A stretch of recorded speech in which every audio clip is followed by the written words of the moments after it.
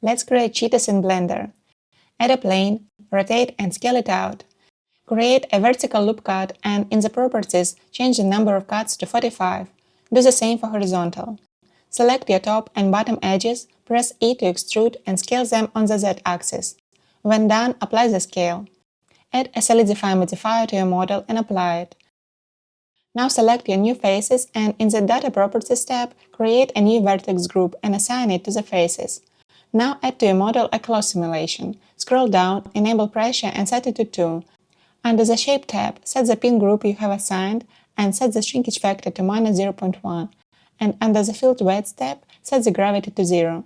Create two materials for the front and back of the model with a texture image of a Cheetos bag. Scale and rotate the polygons in a UV editing window so they cover the image. Press play and pause the timeline once you're happy with the shape. That's it. Thank you for watching.